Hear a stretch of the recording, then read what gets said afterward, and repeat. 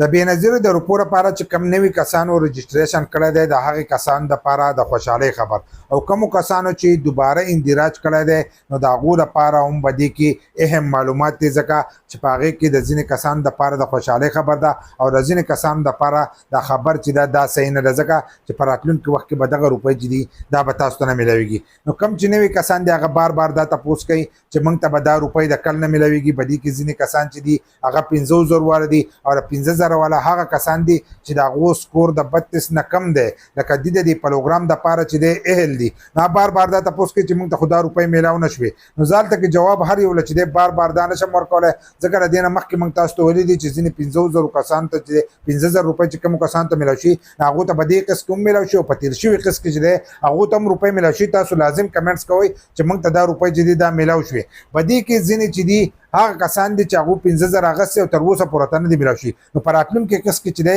هغو ته به دغه روپۍ میلاویږي چې د کمو کسانو سکور د 32 نه کمي نو په هغې کې به زیاتر کسان چې دی هغه په راتلونکي قسط کې چې دی هغه به ایستلیږي په دې کې ځینې زاړه کسان دي د دوباره اندراج ورته وینا شو وه چې تاسو دوباره اندراج چې دی دا وکئ دا دوباره اندراج ورته د دې لپاره ویلو هغوی چې موږ د دې اهلیت وګورو اهلیت مطلب دا دی چې د دې د غربت دا سکور وګورو چې دی ښه شوي دي که نه دي ښه شوي که کم کسان ښه شوي مالي حیثیت یې ښه شوی هغه به د دې پروګرام نه وځي او نور غریبانان چې دی هغه به دې ته رادننه کوي نو په دې کې چې اوس کم کسان وکاږي هغه به دا خبره کوي چې موږ خو غریبانان یو هغه شانتي یو او موږ د دې پروګرام نه ویستلو نو ما تاسو ته ویلي دي چې آنلاین ستاسو دغه ډیټا پرته وي نو تاسو به د دې پروګرام نه چې دی تاسو به وځئ نو په دې کې به هغه کسان وځي چې کومو کسانو دوباره اندراج کړی او د هغو سکور د 32 نه په کمه په پورته تللی نو هغه به د دې پروګرام نه وځي خو که دوباره اندراج کړی او د هغو سکور د 32 نه په ښکته نو تاسو ته به دغه میلاویږي دغه شانتې چې کم نوي کسان دي او د هغو سکور د 32 نه په کمه دی نو هغو به هم په راتلونکي قسط کې چې دی په دې کې به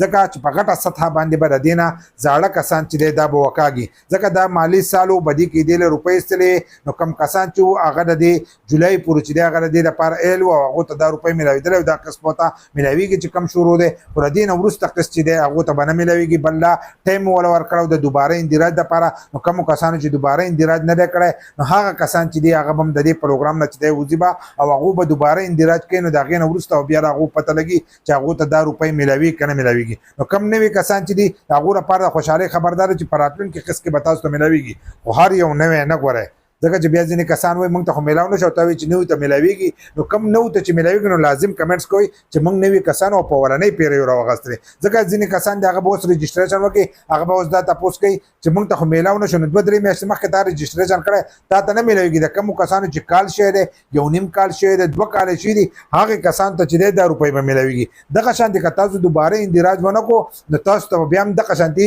چې کال 2 کاله به صبر کوئ د هغې نه وروسته چې دی دا روپۍ به تاسو ته میلاویږي